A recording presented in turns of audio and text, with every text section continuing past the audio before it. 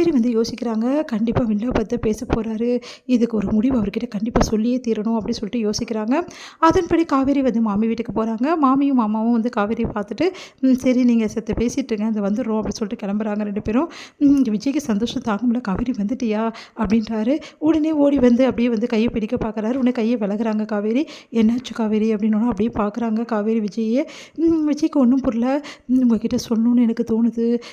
நான் தாயாக போகிறேங்க, என் வயிற்றில் குழந்தை இருக்குங்க, நீங்கள் அப்பாவாக போகிறீங்க அப்படின்னு சொல்லிட்டு சொல்லணும்னு தோணுது. ஆனால் என்னால் சொல்ல முடியல, என்ன பண்ணுறது அப்படின்னு சொல்லிட்டு அப்படியே கண்ணையே பார்க்குறாங்க. என்னாச்சு காவேரி ஏன் அப்படி பார்க்குற அப்படின்னா ஒன்றும் இல்லைங்க அப்படின்றாங்க.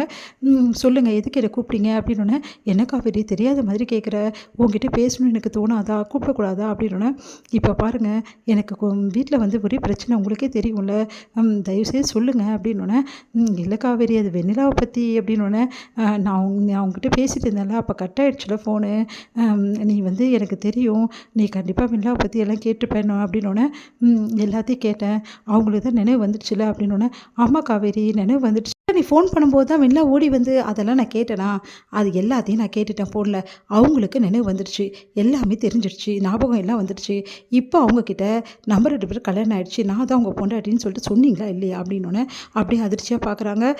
அது வந்து காவேரி அப்போ நீங்கள் சொல்லலை அப்படி தானே, இல்லை காவேரி ஒன்றும் சொல்லலை, ஏன் சொல்லலை, இங்கே பாருங்கள் நீங்கள் பண்ணுறது கொஞ்சம் கூட சரியில்லை, இன்னும் ஏன் சொல்லாமல் இருக்கீங்க, உங்களுக்கு நல்லா தெரியும் சொன்னால் எங்கே உங்களை விட்டு போயிடுவாங்கன்னு பயமா உங்களுக்கு, அப்போது வெண்ணிலா உங்களுக்கு வேணும், உங்கள் வீட்டிலே இருக்கணும், அதே மாதிரி என்கிட்ட இங்கே வந்து பேசணும் அதானே அப்படின்னோடனே அப்படியே அதிர்ச்சி. அப்போ ஏன் காவேரி இப்படியெல்லாம் பேசுகிற, நான்லாம் அப்படி நினைக்கக்கூடியவனா, பின்ன ஏன் நீங்கள் சொல்லலை, வெண்ணிலா கிட்டே நான் சொல்ல போகிறேன், அவளுக்கு ஒரு வந்து வழி பண்ணுவேன், நான் வந்து அவங்க மாமாவை தேடிட்டு இருக்கேன், அவங்ககிட்ட ஒப்படைக்க போகிறேன், என்னென்னமோ சொல்லிட்டு இருந்தீங்க, இப்போ என்னமோ வேறு மாதிரி மாற்றி பேசுகிறீங்க, எதுவும் சொல்லாமல் இருக்கீங்க, ஐயோ காவேரி நான் சொல்லலாம் தான் நினச்சேன், ஆனால் வெண்ணிலா உடனே மயக்கமாயிட்டா, நீ ஏன் சொல்லி இந்த நிலைமை எப்படி சொல்ல முடியும், வெண்ணிலாக்கு வந்து நினைவு வருது, நான் இல்லைன்னு சொல்லலை, ஆனால் கொஞ்ச நேரத்தில் ஒரு மயக்கமாயிடுறா, அவளுக்கு ஏதாவது ஒன்றா ப்ராப்ளம்னா என்ன பண்ணுறது, இந்த மாதிரி அதிர்ச்சியான விஷயத்தை நம்ம சொல்லும்போது அவளுக்கு வேறு ஏதாவது பிரச்சனை என்ன பண்ணுறது, அதனால தான் யோசிச்சுட்டு நான் சொல்லாமல் இருக்கேன், சரி சொல்லாமையே இருக்கீங்க, சொல்லாமல் இருந்துருங்க, எதுக்காக என்கிட்ட வந்து பேசுகிறீங்க, என்ன காவேரி இப்படிலாம் பேசுகிற, வேறு எப்படி பேச சொல்கிறீங்க என்ன,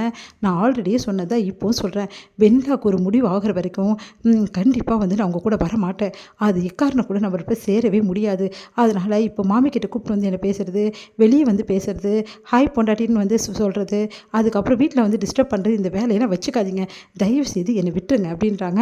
அதை கேட்டுட்டு அதிர்ச்சி அடைகிறாரு. ஏன் காவேரி இப்போலாம் பேசுகிற, இங்கே பாருங்கள் என்னோடய முடிவு இது தாங்க, நீங்கள் வெண்ணிலாவுக்கு ஒரு வந்து முடிவு பண்ணாத வரைக்கும் நம்ம வந்து சேர முடியாதுங்க, இதுதாங்க என்னோடய முடிவு அப்படின்றாங்க.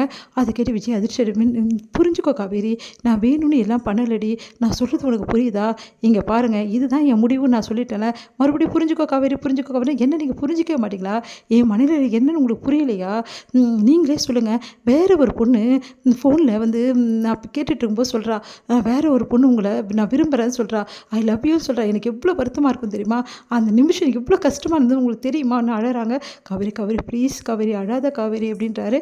அதுக்கு இங்கே பாருங்கள் என்னோட மனநிலை என்னென்னு ஏன் நிலைமையிலேருந்து பார்த்தா தாங்க புரியும், இல்லைன்னா புரியாது, நான் சொல்கிறது சொல்லிட்டேன், அப்புறம் உங்கள் இஷ்டம், உங்களுக்கு வெண்ணிலா தான் வேணும், வெண்ணிலா கிட்ட நான் சொல்ல மாட்டேன், இப்படியே தான் வச்சுப்பேன்னா அப்படியே வீட்டோட வச்சுங்க, எனக்கு ஒன்றும் பிரச்சனை கிடையாது, நான் என் அம்மா வீட்டோட இருந்துடுறேன், ஆனால் தயவுசெய்து வந்து என்கிட்ட பேசிட்டு இருக்காதீங்க அப்படின்னு சொல்லிட்டு போகிறாங்க.